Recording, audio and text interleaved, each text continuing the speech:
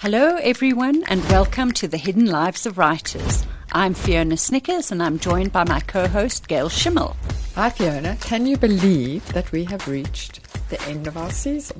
I can believe it because we've been working hard over the last few weeks to get it done.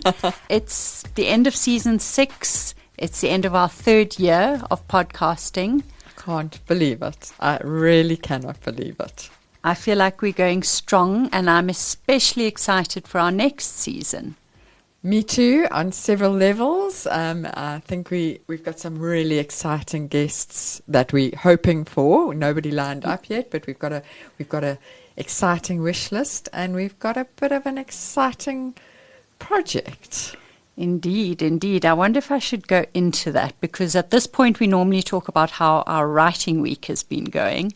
And I wanted to talk about shiny new thing syndrome, which I've been suffering from a bit lately. And it is directly related to our new project, which is, when you're doing something and it should really have your full attention and you get a new idea and you become completely obsessed with that new idea. And the project that you and I are starting to work on, how much can we say about it at this stage, do you think? I think we've got to leave them hanging, Fiona. I think we'll have more detail by our next season.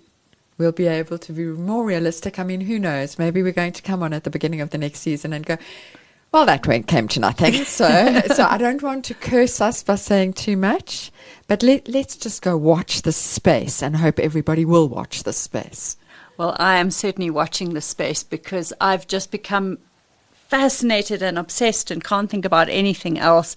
And it is a bit of a problem, when you have projects on the go and you become too fixated on the shiny new thing, you can allow yourself to become distracted. And we actually need the discipline because the shiny new thing will become the boring old thing after a while because every long form project becomes dull to the creator after when you've been in it long enough. But you need the discipline unless you just want to have hundreds of unfinished projects littering your career. You need the discipline to finish the thing that you've started. 100%. And every shiny new thing is shiny and new until you actually have to work on it. Yes. And it's the working where the shine starts wearing off. So let's see what we're saying about it once we're deep into the shiny new thing. But I walk around with a notebook in case I have shiny new thing ideas. So, I am also fairly distracted. How has your writing week been? I've had quite an interesting thing happen. So we know that my modus operandi is that I write 500 words a day when I'm going well. It's sometimes less, but I'm all about the word count per day. And I was reaching the end of a book, and I realized that for some reason it wasn't working for me anymore. And I found myself using time instead of words. Right. And going, I have 20 minutes before my next meeting. I will write in those 20 minutes and I will write non-stop in those 20 minutes. I'm at that phase because it's near the end of a book. You don't have to stop and think what's going to happen next because I'm now on that very downhill slope where you know what's going to happen next because you've got to get to the end of the book. And I know how the book ends. So I would write for 20 minutes. And I have to say, I don't know if this will be true in an ongoing way. I write more than 500 words. Oh, wow. So the time is working better because then I get to, so maybe I reach 500 words at 16 minutes. And then I'm like, no, you've got 4 more minutes. You keep writing. You had 20 minutes to write. You write for 20 minutes. So it's been a very productive system for me now. Have I discovered the new way I'm going to write forever? I don't know. I love it. I think I'm going to give it a go. And what have you been reading or watching or listening to lately? Another interesting one. I've had an interesting week. I am going to make a confession now, and it's a bad confession, but I am not a Rachel Joyce fan. And it's a bad confession, particularly because I've interviewed her and expressed great joy at interviewing her. And I don't hate her books by any means, but nothing's caught me the way they seem to have caught other people. So then we got in book club The Homemade God, which is her latest book. And I love the cover. You have this epic family scenario. There is a father who is a very strong character. He has 4 children. We learn about all the children. We get to know all of the children, all of their stories, all of their points of view.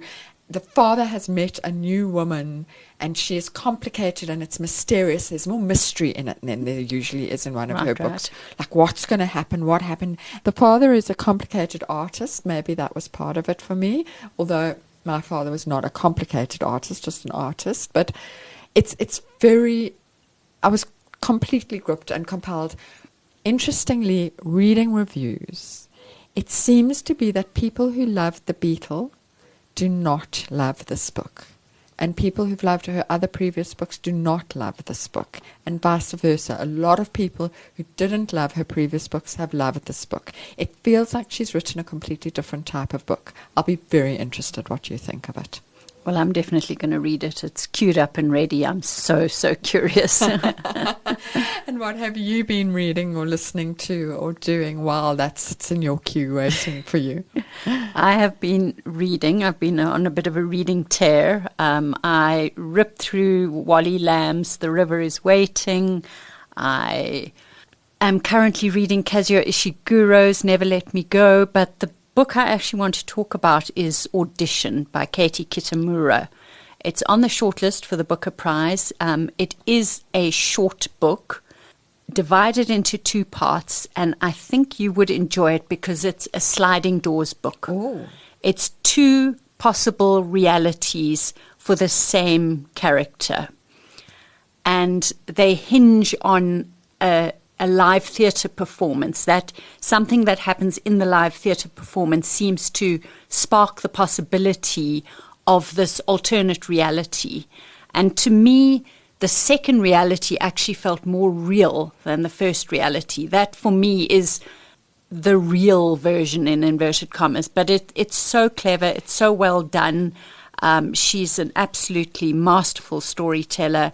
So I'd recommend it to anyone. I really would. If you want to say, I've read one of the shortlisted Booker novels, that is the one for you. Fiona, are you a person who reads the shortlist actively, or did you just happen to read this? I have become the person who reads the shortlist. I think now that my children are grown up, I've got more time. I'm being more intentional about my reading, less haphazard. And I'm going through them. I've even touched on some of the long-listed books. But, it's been very rewarding so far. I did it last year as well. I had 1 year where I started from the long list. Mm-hmm.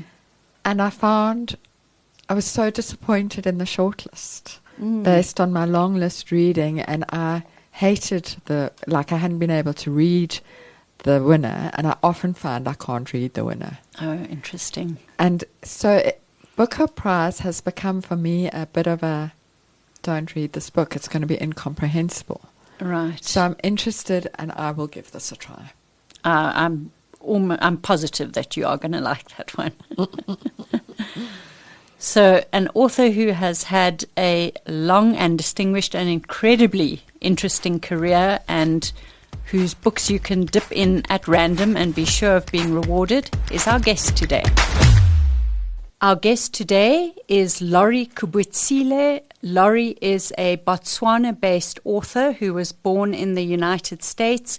Lauri has a long and distinguished career as an author, which spans children's books, picture books for children, books for older children, many books that have been prescribed for schools.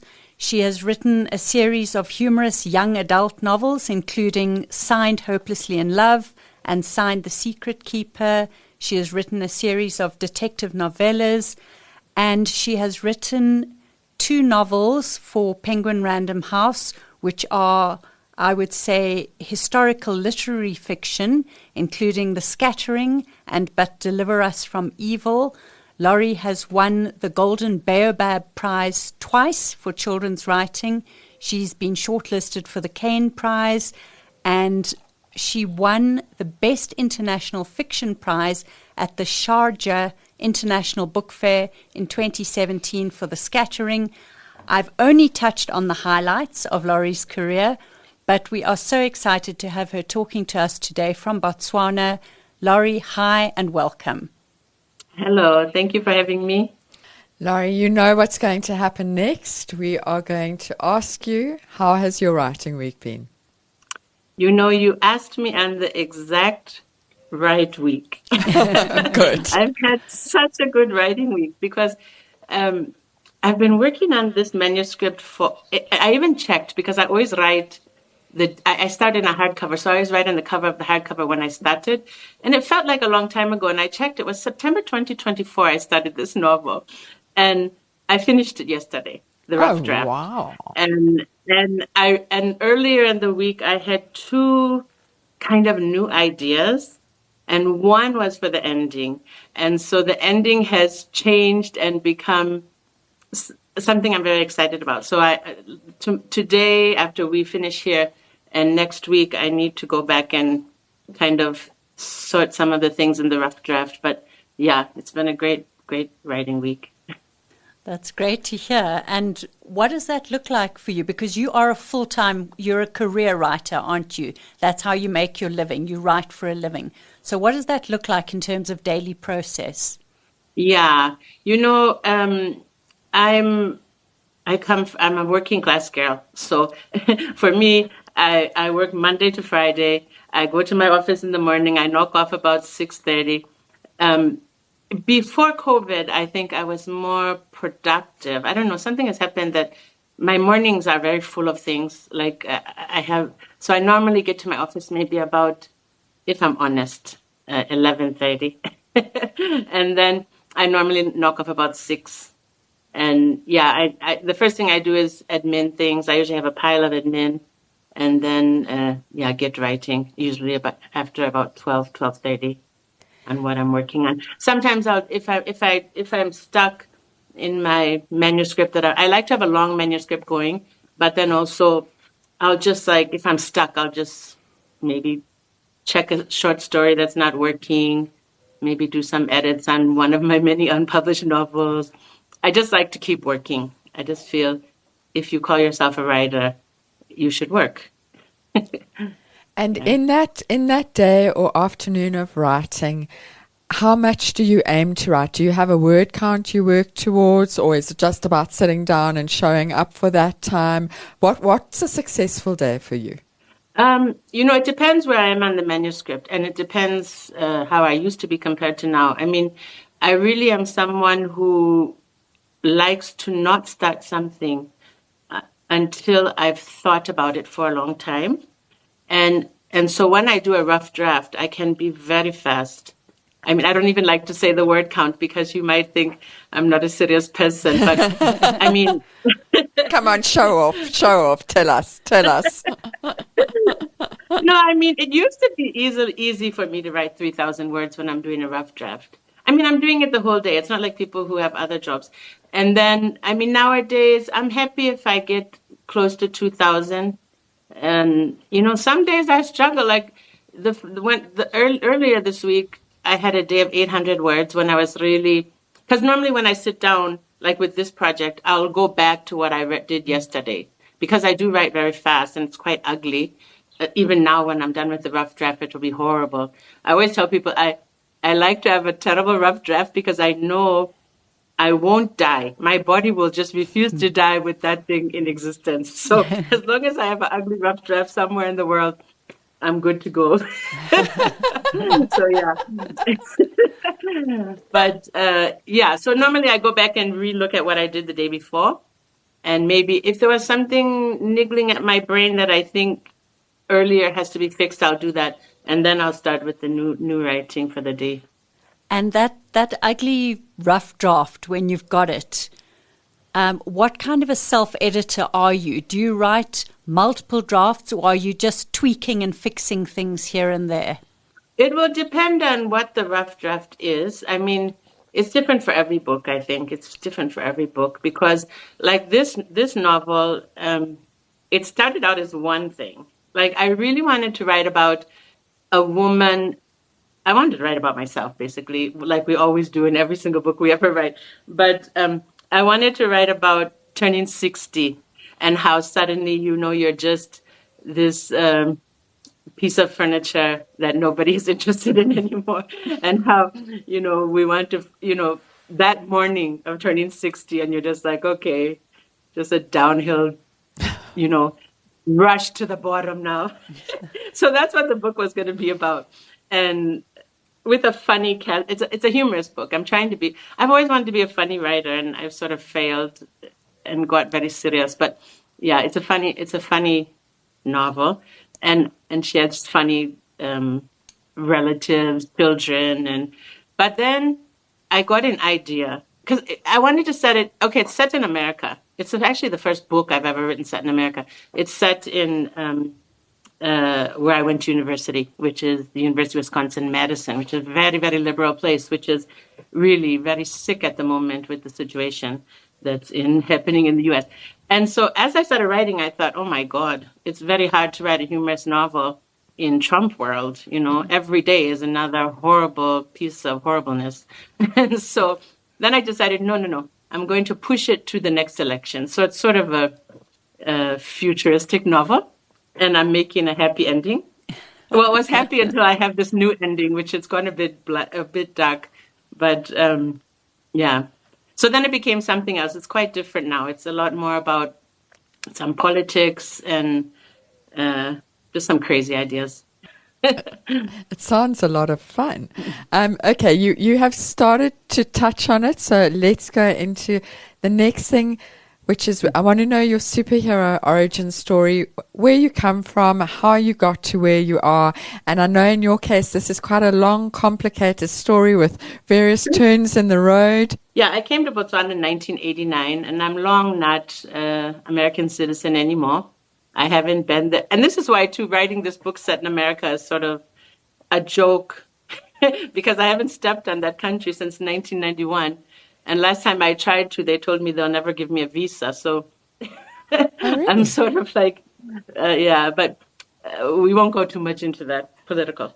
But so I came here in 1989, and I was a teacher, a science teacher for a long time. And then I had a business. And actually, the thing about my life in general is that I really, even though my kids will tell you that I'm a planner, like a compulsive planner, but my life in general, if you look at it, it looks very haphazard and a lot of accidental things that happened, nothing purposeful. And me becoming a writer was extremely accidental. I meet people. I mean, we all think we're posers. So I meet real writers who were writing from the time they were 4. I wrote my first book at 8. I always knew I was going to be a writer. No, not me. I'm a committed generalist. I like a lot of things. But I've always loved books. I always loved stories. I often say I was raised by wolves, but that's a bit kind.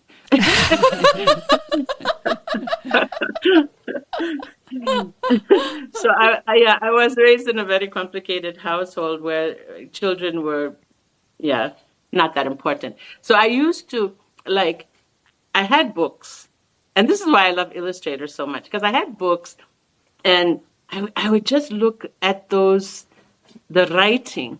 I didn't know how to read, and there was no one to read to me. But I would walk around with my books and look at the illustrations forever. I was sure if I looked at the illustrations and I looked at those words, I would figure it out, and I couldn't. I tried everything. And so when I finally learned to read, in America, we did those horrible Dick and Jane books. They were just horrible. And I remember being in first grade, because that's the only time I was now knowing there was ABCs and all of this, and them teaching us those books. And I remember being furious, so angry. I was all these years I've been moving with these books, and this is what these words mean. My stories were so much better, about the illustrations. I was just so furious. But luckily, I would have given up books then, and I would never be sitting here because I was just so angry. And then they took us to the library, and I found Cat in the Hat. I'm sure you know Dr. Seuss's Cat.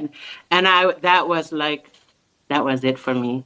I thought the Cat in the Hat was the best guy ever. I love someone like that who just comes into the show and, fucks the whole thing up. So, yeah, then I loved books. So the only way I can say that in any way that I became a writer was because of stories, that I wanted to be more inside the story in some way. But I never ever thought I'd be a writer. I was a science person. I was a toxicologist. When I came here, I was teaching science. I loved teaching. But then I wasn't yet a citizen. And the teaching, I was working for the government, and the government said you must become a citizen because like the rule in Setswana culture is that you must take the tribe of your husband. And I'm really someone who balks at anybody telling me what to do. So, like, if you tell me what to do, I'm for sure not going to do that. So I'm like, fuck you, take your job. Sorry.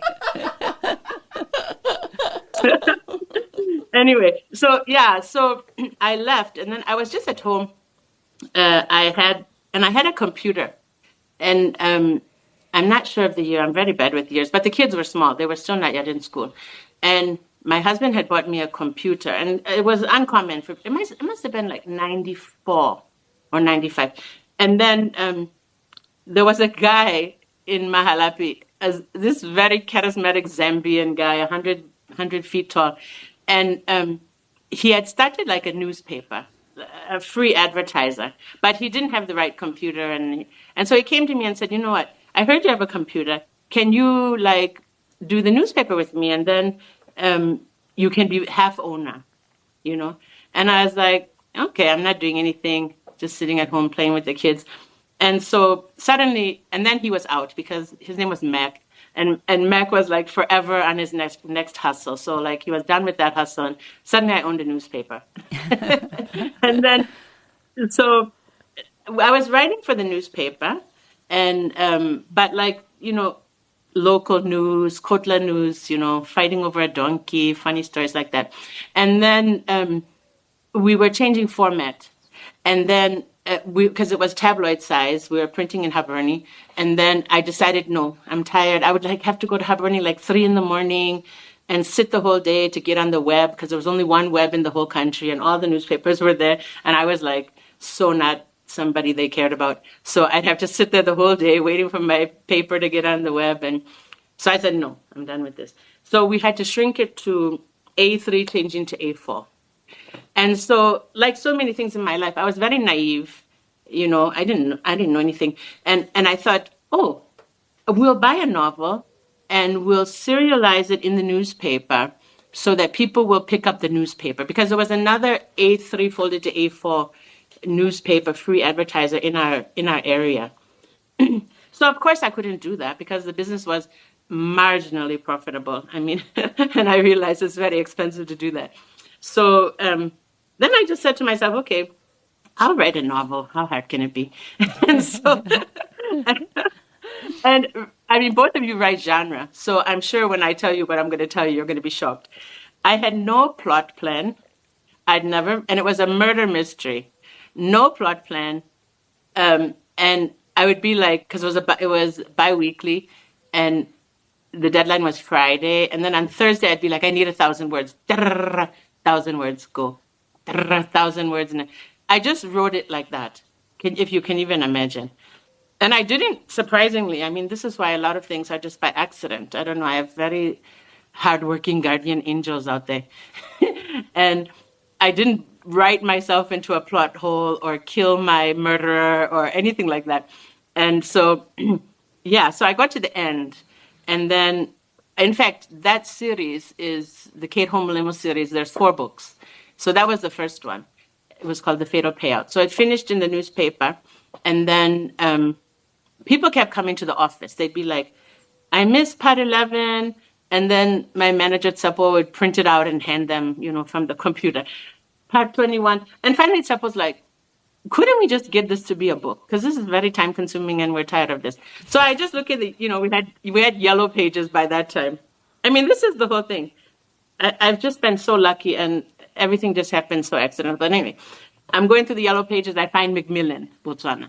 So I call them and say, okay, I have this book. How does this thing work? And the lady's like, okay, send to us. And then it got published.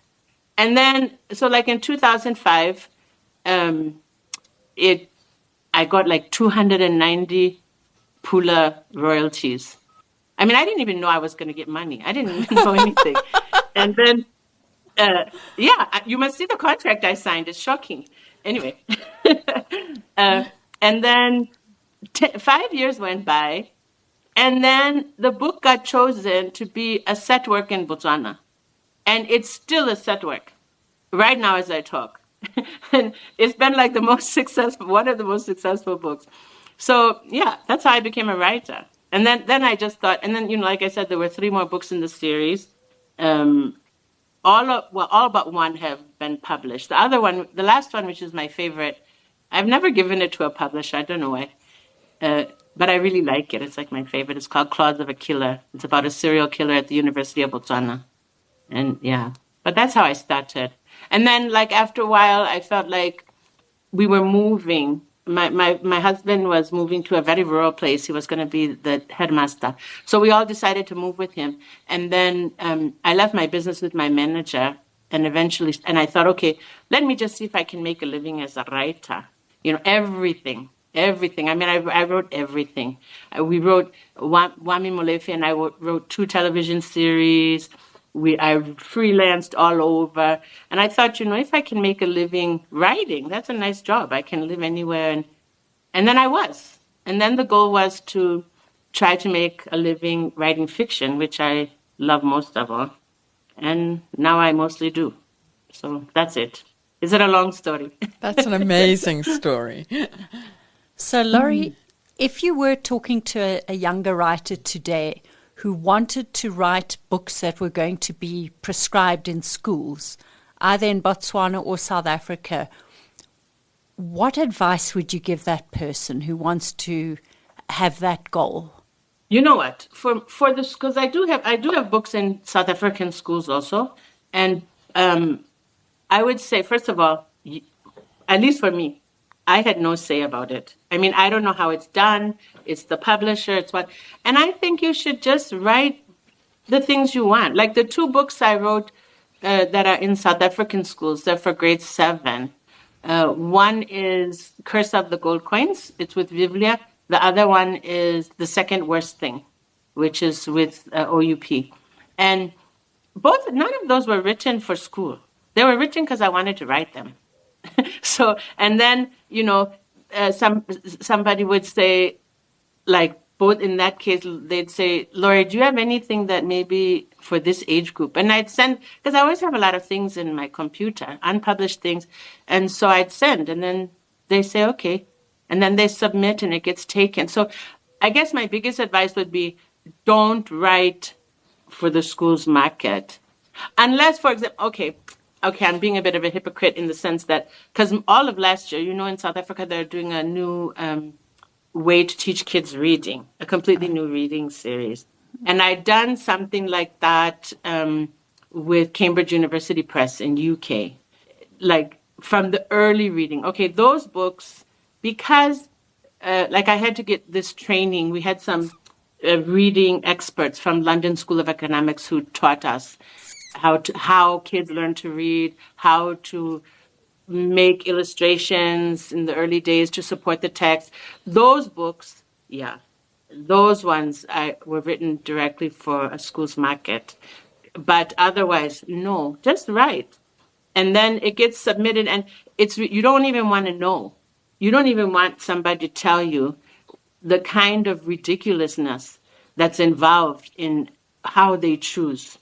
I've seen the list. I mean, South Africa, anyway, it's laughable, actually. You feel sad in a way for the kids. I'm very interested in, and you kind of touched on it in saying just write what you want to write.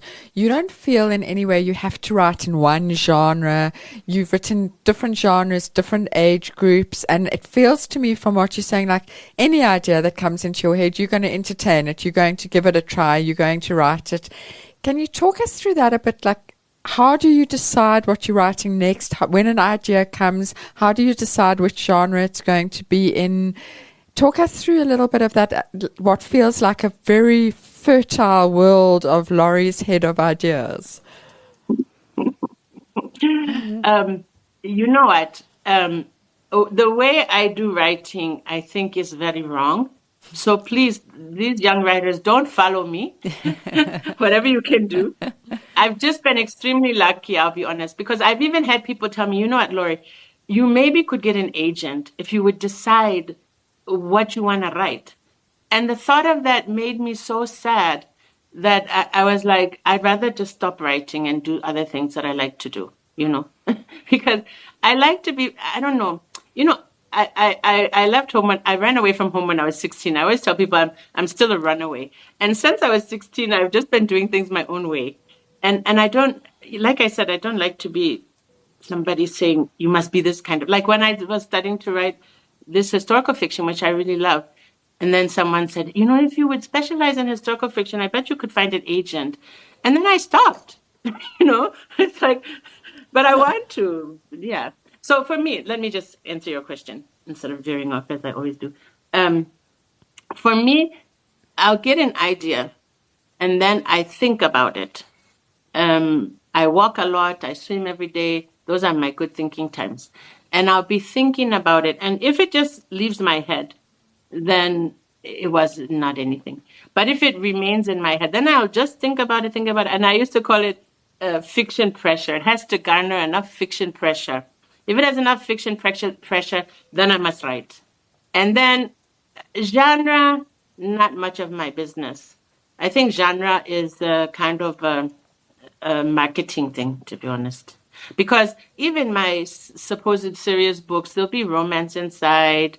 Sometimes there's sci-fi. Like even this one I'm writing, there's a talking dog. There's a ghost or two. I mean, what will come will come. And then if it finds a publisher, it finds a publisher. If it doesn't find a publisher, it doesn't find a publisher. If it finds a publisher, they'll decide what they want to call it. Yeah. I don't put any kind of...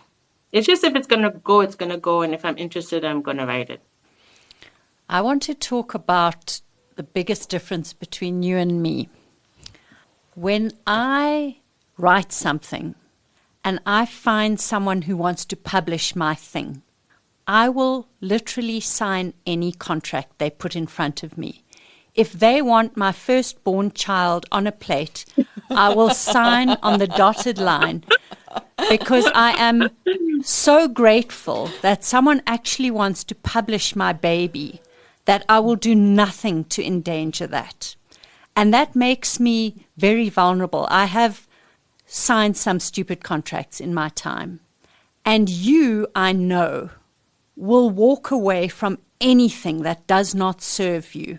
And you will negotiate a contract until it looks like something you want to sign.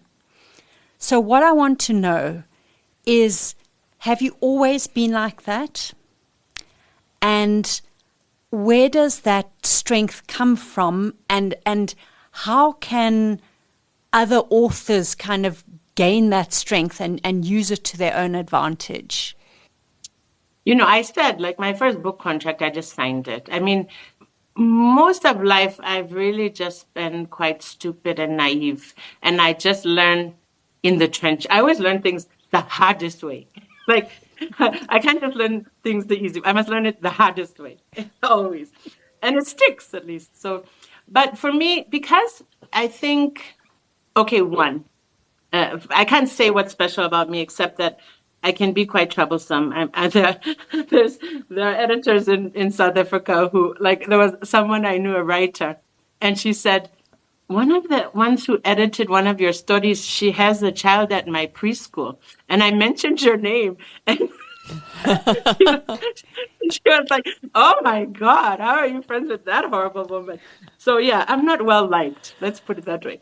But at the same time, I mean, you have to be your own advocate.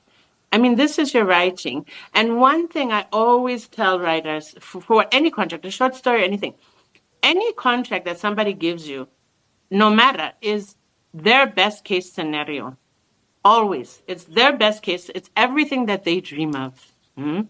So you really need to push things. Like if they say they want to give you 10% royalties, say 15. What can happen? They can say no. So what? Then you take the 10 if you can. You know, you must look at it, and also you must be realistic. I mean, South African publishers, I can tell you right now, living in Botswana, it's rare for my own books to get to Botswana, let alone Europe. And yet you'll find you've signed world rights. I mean, you gave world rights to somebody who knows 100% they can't do that. They're unable. So you really just have to cancel, and know that you have to be your own advocate. Okay, maybe you guys have agents who are good and everything, but I've never had an agent, so I don't know. But and also they rarely walk away. But I have walked away from publishing deals. If they can't, they can't, and then we just say okay. I mean, you don't have to publish everything. Anyway, for me nowadays, especially, writing is about me understanding something better. That's really what it's about. I want to understand whatever that little thing I'm thinking about, I want to understand it better. And sometimes my brain, I'm 61, things are busy in there, hormones are crazy. You can't always focus. So with writing, you can really focus. So that's my main aim. If I get published, yay. I mean, Fiona, I think because you've known me for a long time. Getting published is very torturous. Everything that comes after, the marketing, everything, really something I don't like. So, I get published. Maybe you make some money. Normally you don't in the trade. And so, yeah. It's nice. I shouldn't be ungrateful. I am grateful. I don't think you sound ungrateful at all. I'm very curious how you feel being in an unusual country like Botswana has served you. Has it been something that has helped your career grow, or has it been something that has limited your career, or do you think it's been completely irrelevant and you don't even know why I'm asking this stupid question? What do I think? Okay, for just me as a person, it's been wonderful for me. I mean, I feel like because of my sort of contrary personality and my oddballness, and this is a huge white privilege deal, being a white person in this village where there's very few white people don't expect anything from me. And they actually expect everything from me. I'm always like, I could walk to the post office, maybe not Mahalapi, but at least when we lived in Licheng, in a smaller village, I could walk to the post office naked. They'd be like, these Makua, this is how they are. And it's nice. I like having that freedom. So I think for me, the biggest thing in terms of being, I'm a working class girl from a very dysfunctional family. The idea that I would one day be a writer is just like crazy. Yeah? But because I live in Botswana, this person that I am, I felt like I could do anything. So, yeah, sometimes, South African publishers, they'll be like, but you're from Botswana. We can't send your books to any, prizes. They're for South Africans. So sometimes I've been told that. But it hasn't really, really, really stopped me. I mean, who knows? Maybe if I lived in South Africa, I'd be famous. But I don't want that. So that's fine. And if you lived in America, do you think if you'd stayed in America, you still would have been a writer? Do you think it would have looked different? I wonder. Part of when I started this book, it was a little bit of like, this might have been my parallel life, But I don't know. I really don't know, because I really left America like I do a lot of things, people are like, you can't run away from your problems. I am a perfect example of, yes, you can, and you can make a fabulous life leaving all of that behind you. I've done it more than once, and it's great. So I don't know if I would have been a writer. I was working in a big toxicology lab with great people, and a job that I didn't like the job so much. The work was kind of yucky. But I worked with great people, and I might have stayed there just because it was in Madison. And it's really hard to be to get jobs in Madison because it's such a beautiful place to live. So I might have stayed and not become a writer. Who knows? I don't know. Who knows? Tell us about your time writing for computer games. How did you get into that? How did you know how to do it at all? And then you walked away from it without a backward glance, which I've always found very interesting. But just tell us about that. If someone was interested in breaking into that line of work, what can you tell us? Yeah, they weren't really like shooting games or anything. They're these story romance games. So originally, I worked with a Japanese company. I met this Korean lady who was working there, and she was desperate for people. And it was very, there's a very certain way you must write. It's so prescribed. And I am despite the fact that I sound like somebody who doesn't follow any rules, I find that, like when I started writing, I loved writing flash fiction. I wrote 400 words, 500 words, and I love that tightness, So in a way, I did like all the prescriptions, how you had to write, the dialogue, how it had to be, weird storylines. Like Japanese romance is weird, and you just had to submit to that. So I wrote for Eugene for quite a long time. And then she got married. And I don't know, in Japan, it's like when a woman gets married, she must leave the work. That's what she told me. I don't know. So then I sort of lost my contact there. And I started working with a guy in Canada who I really loved. I didn't actually walk away, but I was about to walk away. His company went out of business. And that was during COVID. And, my daughter was living with me. She was pregnant. Nobody was working. She wasn't working. She's a musician. Her partner was not working. So I was like the only one working. And so I was really doing a lot of computer games then, especially for my guy in Canada. But it somehow broke my writing muscle. It was weird. It's like after COVID, I couldn't write anything. For like maybe a year and a half, I did the artist way with two friends of mine, trying to get back into something really creative, And it's only maybe the last year and a half that I feel right again. I don't know. I got so much into it, but I felt like I couldn't leave it because we were desperate for money. And I was like making American. I was rich. Everybody else around me was broke, and I was like bawling. So I didn't want to leave. I couldn't. And then I was kind of happy when he went out of business. And then I thought, no, I'm out. Sorry, I'm laughing. I was kind of happy when he went out of business. Like, sorry for his life, but it worked for me. He's a lovely young man. I felt bad. But he's like a tech person also. Like, I'd be like, this storyline is so stupid. Can't I change it? No. The demographics say wada. I'm like, those people don't know what they're talking about. This is a stupid story, but I'll write it if you're going to pay me. I want to unpack something you said earlier where you kind of said, and then you look for a publisher, and if you find a publisher, you get it published, and if you don't, you don't. What does that look like, that looking for a publisher? Do you have a starting point that you always go to the same publisher to start, or do you look at the work and think, where would this fit well? And how do you approach a publisher? I know in South Africa how we do it because we don't really have an agent system, but you've also mentioned some international publishers as you've been speaking. How do you do it?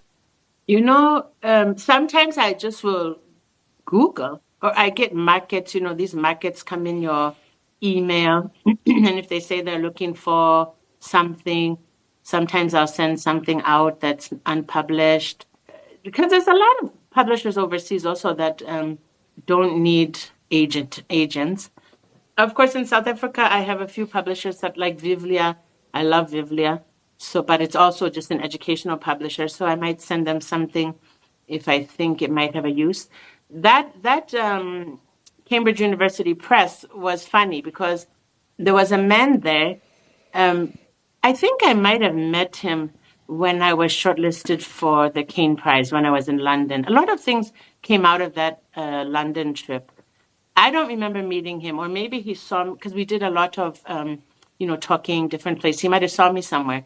Because when I came back, he was working for not Cambridge University Press. He was working for somebody else, an educational publisher. And he contacted me and said, would you be interested in writing some children's books with me? I said, yeah.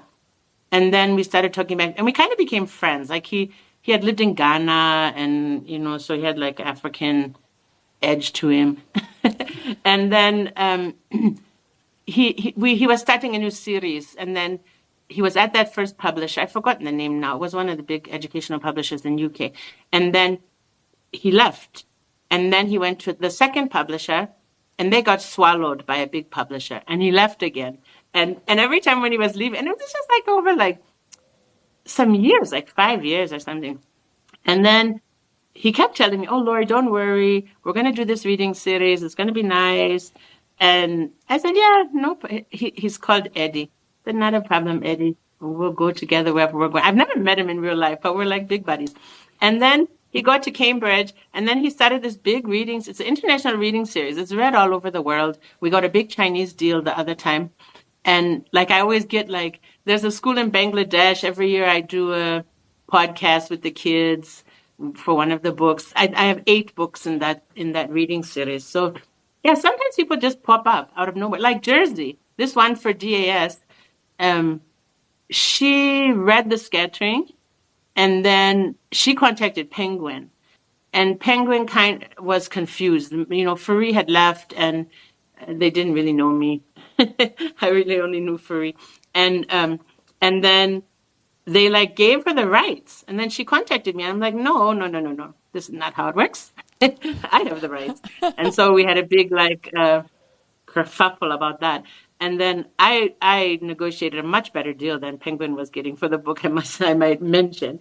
And then, so now she's my publisher, and she's lovely. So sometimes people come to me, sometimes I get a lot of rejection. So let's talk about The Scattering, your historical literary fiction novel, and also But Deliver Us from Evil. They were both originally published by Penguin Random House, and now The Scattering has a new life from the publisher DAS Editions. It's coming out in hardback, I think you said, and also possibly as an ebook. Now, those books are brilliant. I love both of them. They were both in their own ways hard to read and dealing with difficult subject matter. And you got a pushback that Gail and I are both familiar with as white women writers, where people would say to you, oh, you're a white woman, it's not your place to be writing this black story. How can you write this? What gives you the right, or whatever? I think it's something that was in the air a few years ago, and I think it is thankfully fading away now. But what do you say to someone who tells you to leave a certain story alone? No. I mean, that is like I always think about, okay, a lot of black writers like to say, when I was growing up, I didn't see myself in books, and I wanted to include myself in books. Yeah, that's wonderful. But it's not my perspective when I was growing up, because when I was growing up, what I most wanted to find was stories that had absolutely nothing to do with me. I was looking for the way humans lived lives, and I wanted a lot of possibilities. I wanted every possibility that was not my life. So I think the point of fiction is to find, to walk in other lives. I mean, there's some quote that I always say, I don't even know where, the thing of like, if you're not a reader, you live one life. If you're a reader, you live 1,000 lives. And that's the same as a writer, and in a way, I mean, sort of inside joke to myself, but I know I've told you this, Fiona. I'm writing this book of a white woman in America, kind of for that reason. Like, people are like, you must write it. I remember one lady shouting at me that you're just writing these stories because white women have no interesting stories. And I was just like, woman, honestly, I could tell you stories for days about my life, and they would be so fast. I'll never write them. So, just shut your pie hole. But, yeah, so I'm writing this woman set in America. I haven't stepped foot in America since 1991. What the hell do I know about that place? But I'm writing it because I can. Huh? And then if it ever gets published, people in America will say, what the hell is this Botswana woman writing about America? She doesn't know fuck all. Yeah, I don't. And that's why I'm writing it. Huh? I think we all need to, I think you should have a little podcast thing you do where every morning you give us this inspiration and this strength. I really think it's brilliant. I want to ask still on the historical novels about research, because that for me is, you say historical novel, and I wouldn't even begin to want to go there because it's such hard work. Talk to us about that. Is it harder work? How do you do the research? What do you do? Yeah, I really love researching. I really do. It's like I research even when I don't have to sometimes. But definitely when I started the scattering, because, I started the scattering because, anyway, I always tell this story and it's sort of tiresome, but we had camped on Shark Island with my kids and my husband, and I didn't know anything about it. There was nothing there, And I was at Cape Town Book Fair and with Colleen at the Mojaji. I was volunteering, actually, at the Mojaji stand. And there was a woman, a very wonderful woman, Jane Kachavivi. She's late now. And she wrote the most beautiful memoir, Undisciplined Heart. A very thin memoir but it had so much Namibian history. Her husband, of course, is a very important person in Namibia. He's Speaker of the House. He was a big SWAPO member. He's an academic. And so she's the one who told me, do you know what happened at Shark Island? And I felt sick, really, that we had camped there. And so I was just researching just the information for my own self. Because I was like, I'm a citizen of Southern Africa. How the hell don't I know this research? And plus, on top of it, I live in Mahalapi. And Mahalapi is where Kosi Maharero's people, the ones who followed Kosi Maharero, eventually settled. We have a very big Herero population here. And I knew lots of Herero people. I think it's like maybe his great-grandson was one of my customers when I had the newspaper. And so I was like, so anyway, I started researching then. Just very cursory. And then the idea of the story was starting to come in my head, but I thought, no ways. I mean, I'd been writing young adult and detective and kids' books. I was like, this is way not my wheelhouse. This is not for me. But then I was in Nairobi at Story Moja Festival. And I love going to, when I have my panels and then I go to other things. So I kept moving with this man. He was always like with me. And we were talking. And then I said to him, he asked me, what are you thinking of writing now? And I sort of told him about it. And just like so many things in my life, just like chance meetings, accident. This guy was like expert on the German Herero War. And he was like, you should read this, you should read this, you should read this. So he gave me names of books. He gave me names of academics. I read a lot of academic papers, archives. And And then I just felt really empowered when I went home and I just started.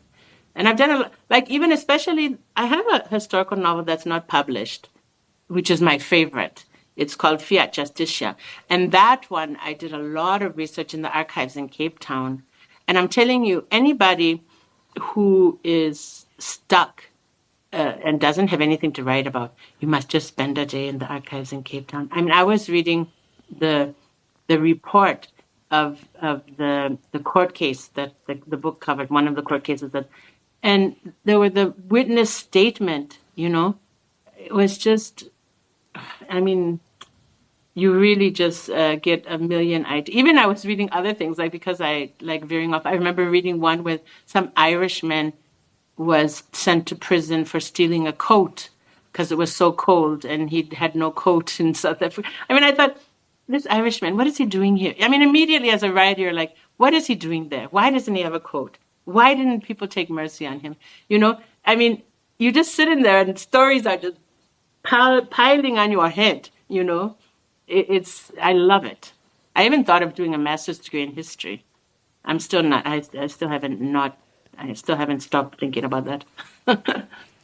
And speaking of stories, what have you been reading or watching or listening to lately? Yeah, you know, I'm a little bit obsessed. I read There Are Rivers in the Sky. Have you guys read it? No. Oh my God. No, my little sister, no, I thought everybody already read it. I thought I was late to the party. My sister read it in her book club, and it's this writer, Elif Shafak. Oh, She's yes, a British writer. Yes. Yeah. And then I couldn't find the book for a while. And then I finally found it. And it's so beautiful.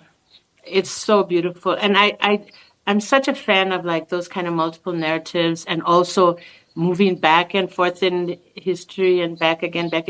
Anyway, so I finished that book and I really was not wanting to read anything, but I had another one of her books, The Island of Missing Trees. So I started that a couple of days ago. It's also beautiful. And one of the characters is a fig tree. And I love trees. I'm a big tree lover. So I like when a tree is talking in a book.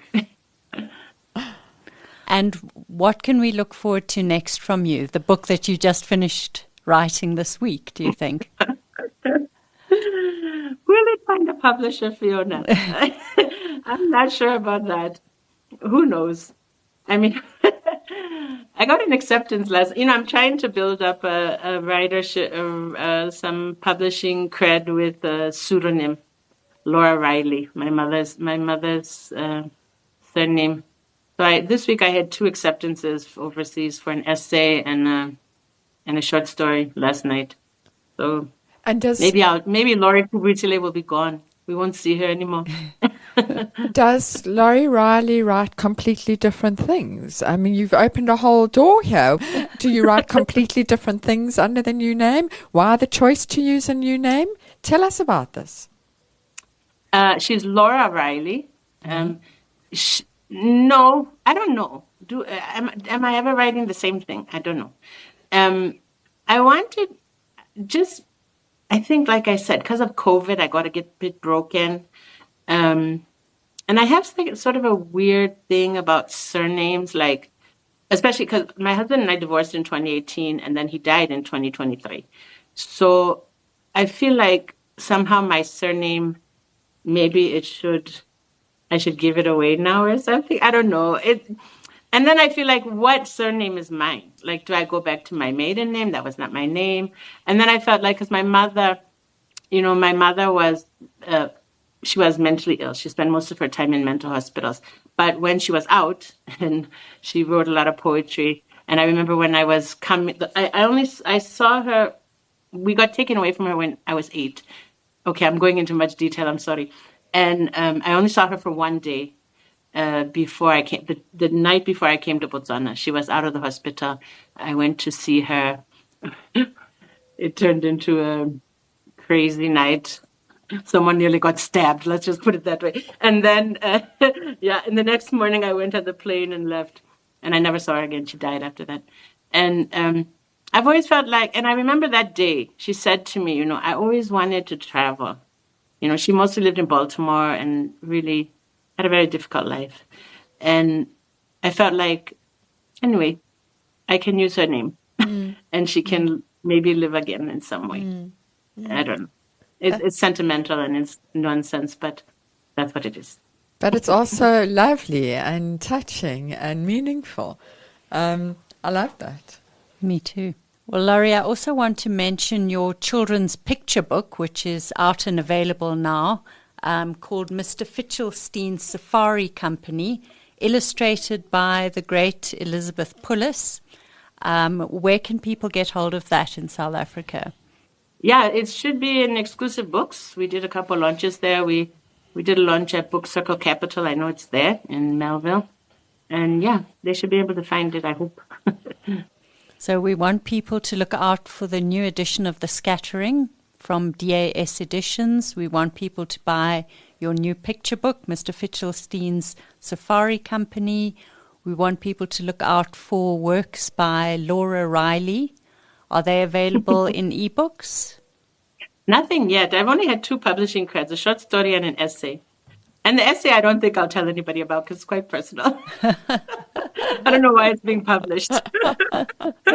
It's about the first time I fell in love after my divorce. And even the person probably doesn't like that I wrote it either. Oh, I'm going to find that. I'm definitely going to find that.